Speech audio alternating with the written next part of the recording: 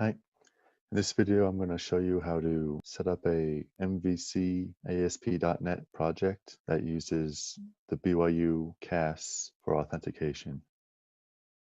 Okay, so I'm going to go to a website that we made here at the clinic that uses BYU CAS to sign in.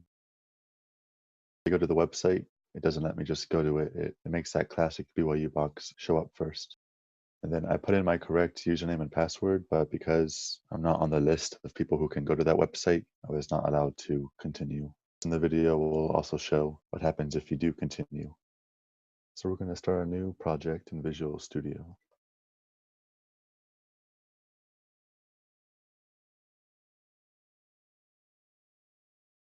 ASP.NET. I'll call mine BYU CAS MVC tutorial. Want it to be empty, but you want it to have an MVC skeleton. We're going to make 2 pages, one that has secret info that only authorized people can look at, and one that has public info. We'll make those 2 different controllers. So we'll say add controller, name it default. This will be the public and no one can see it stuff. Make the view. Keep the name index, add it.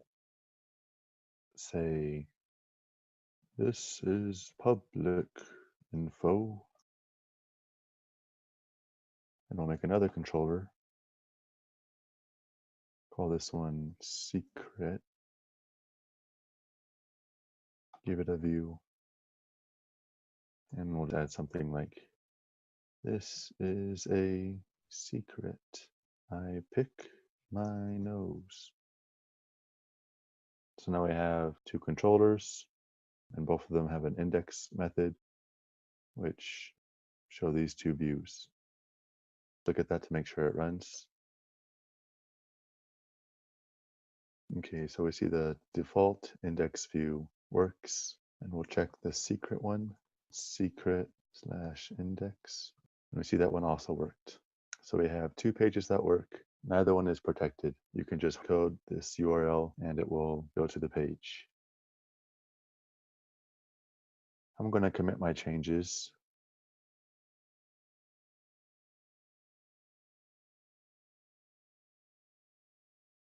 I'm going to put this on a Bitbucket public repository so you can copy and paste stuff if you need to.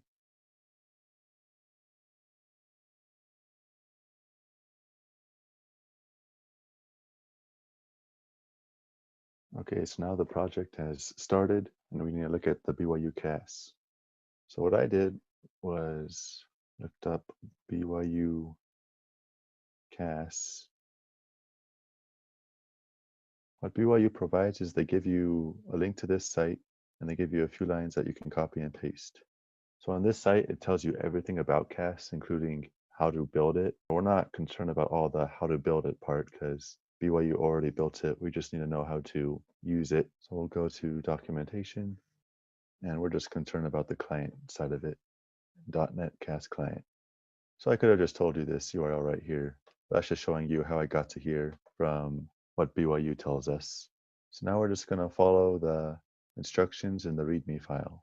So here it talks about how in NuGet there's a package called .NET CAS client. So if we go to Visual Studio, go to our solution, right click, manage NuGet packages, go to browse, and search for .NET CAS client. And here it is. So we'll install that. You'll see after it's installed that it makes changes to your project. We're going to add some of our own stuff. Just be aware of what it automatically added. So I'll periodically commit my changes as we do this project. So on your own time, if you get stuck, you can look at the code more closely near the point where you got off. Okay. So now I just need to replace some of the hard-coded parts in the web.config file. We'll just search for example. When it built this for us, it put a fake URL in there. So if we just see what the BYU one is, let's look up BYU CAS. We can see it's like the exact same, just with the byu.edu. So we're going to paste that, see if it shows up anywhere else. Paste it again. Here it doesn't have the login, so we'll do the same. We'll paste and take off login. This could be tricky. The BYU site, it tells us the server is cas.byu.edu, but that's not what this is. This is our local host or our live name. If it's my.byu.edu or whatever your base URL is, you can find that out by clicking this. Okay, so here's our base URL. If you do put the cas.byu.edu right here, what will happen is you'll go to your page, it'll show you the username and password box, and even if you pass, it won't redirect you to where you were trying to get. It'll redirect you to congratulations, you signed in. Well, what we want is we want it to put us where we were trying to go. So we'll put our own base URL right there. We'll mess with this in a minute. Right now it doesn't matter. So now if we go to our secret controller, wherever we put the authorize tag, whatever it's called, everything below it can only be reached if the user was an authorized BYU person. So if there were multiple methods, every method would require authorization. Or if there were multiple methods and this was only in front of one, only that method would require authorization. But right now it's in front of the class, so anything in here requires authorization. So now if we run it, we can go to our unprotected page, and it's not protected. But if we go to our secret page, it requires you to log in. So if you just put mumbo jumbo, it'll just keep you here forever until you get something right, until you have a verified net ID and password. But once you do, it will redirect you to where you were trying to get to in the first place. So we'll commit the changes. Added authentication.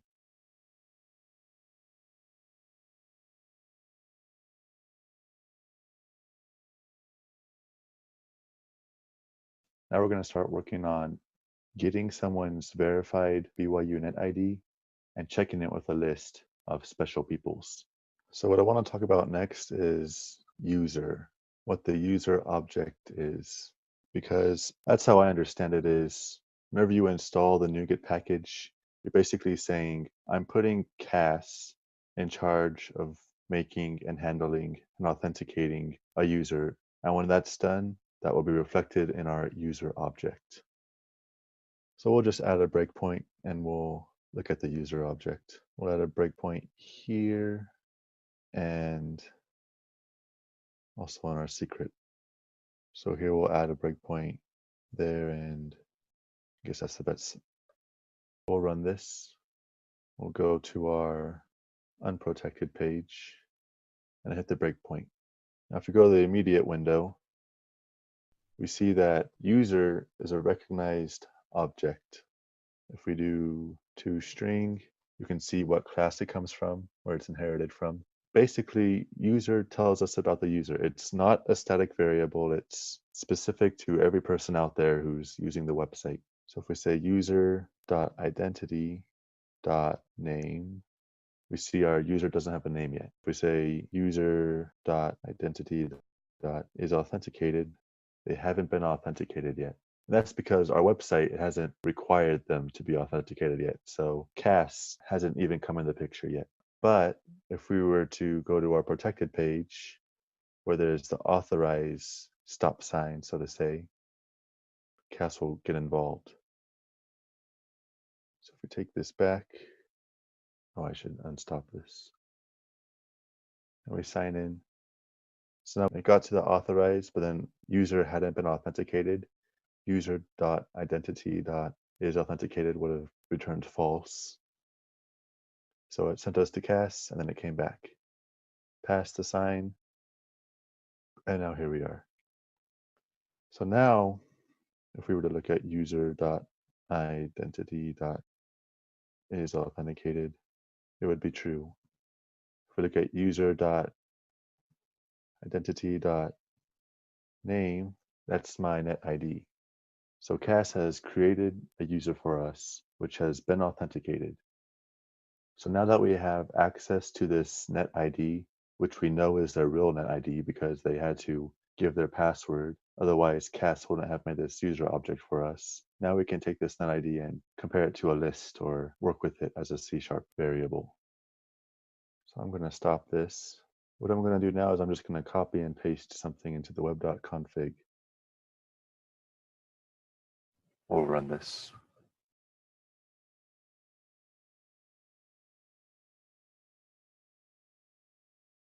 So at this point, we already have the net ID. So if we wanted, we could just put like an if statement in here. We could say user.identity.name. So you could have a list right here if you wanted. You could say if user.identity.name equals Esquilum, or then you could go on and on. That's a very hard-coded way to do it. MVC, it has a way to deal with roles.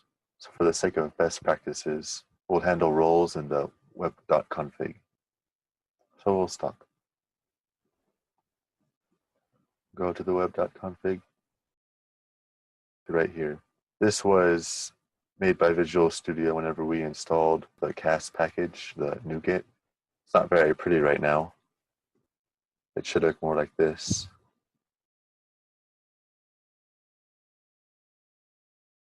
Okay, so this next piece of code we want to add is going to go inside of these system.web tags. I'm going to go copy it, paste it, copy this from this video or something.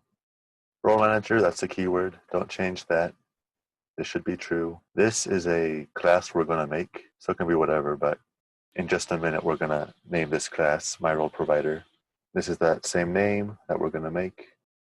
And this is where that class is going to be stored at. So what role manager is right now doing is user is a behind the scenes object. It's made once our program has started. So because of that, for user functions such as isInRole, it has to know about related functions right from the get-go, from the web.config. Those functions are going to be defined in the myRoleProvider class. So we're going to go create a class called myRoleProvider. The project is called BYU CAS MVC tutorial loop.appstart. We're going to add a class.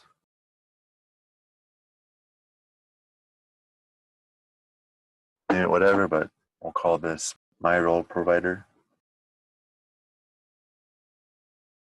And this is going to inherit from role provider.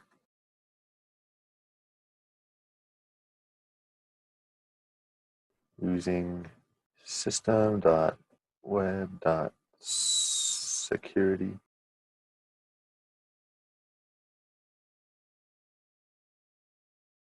You see it right there. Right click, show potential fixes, implement abstract class. This line, it causes problems. I'll make it look pretty right now. What happens is if you try to run it, it has build errors. And you can see they're all coming from this line 13, 14, 15. So for some reason it doesn't like this lambda. So you can fix that by making this curly brackets.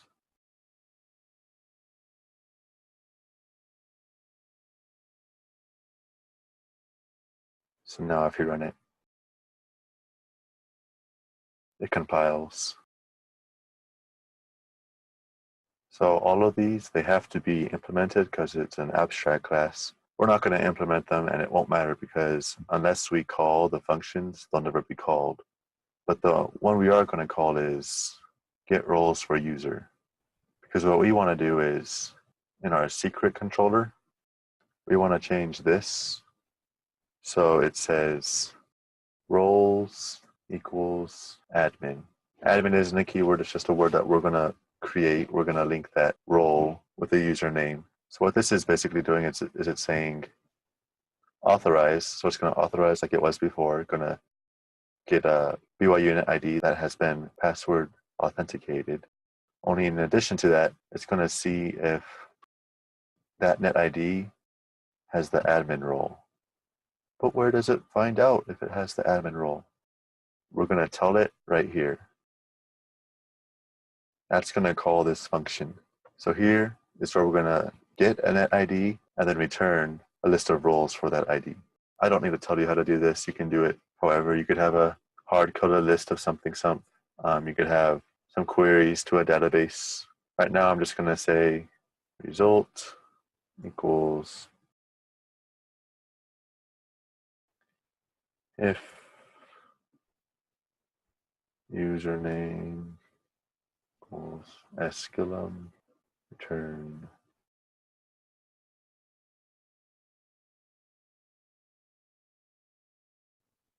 these would be double quotes.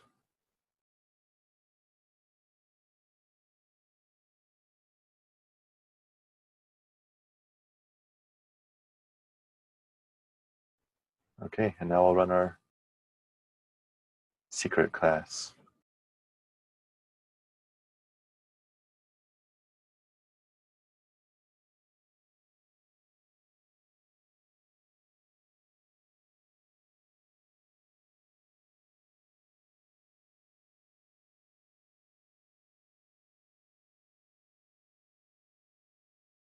So you see we got past the stop sign. Logging out of CAS means the CAS cookie in your web browser dies. If we were to log out of CAS, we can still go to our secret page because our website doesn't check for the cookie every time. It just checks the first time it's needed, and then that user object is referenced every time the user goes to a different page. It's not recreated, it's just referenced. So you should be aware of that. It's acceptable because BYU warns that users should exit their browser every time they log out of CAS. If we were to do this again though, and do a different net ID, even though that was a valid net ID and password, you see it will send us to a not authorized.aspx, which we haven't made yet. Even though that was a valid net ID and password, it wasn't an admin. So we'll add the not authorized page. So this not authorized.aspx, we're going to create our own not authorized page. So we'll keep the name, but we'll put it in a public controller and make it a CS HTML. And we'll say controllers, add controller.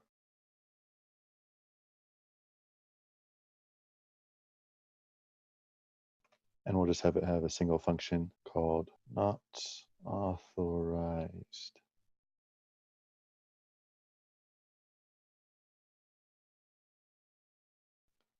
So if we look at our views, now there's a public folder with not authorized.cs HTML, just like we named it in our web.config. Put in a message, you are not authorized to see the page you attempted to go to. So in the web.config, public/not authorized. So we'll try this out. Hit run. So at this point, everything should be set up. We could add a cookies required page, but for me, it's never been an issue. So we'll try going to the secret page. I'll give it my brother's net ID and password.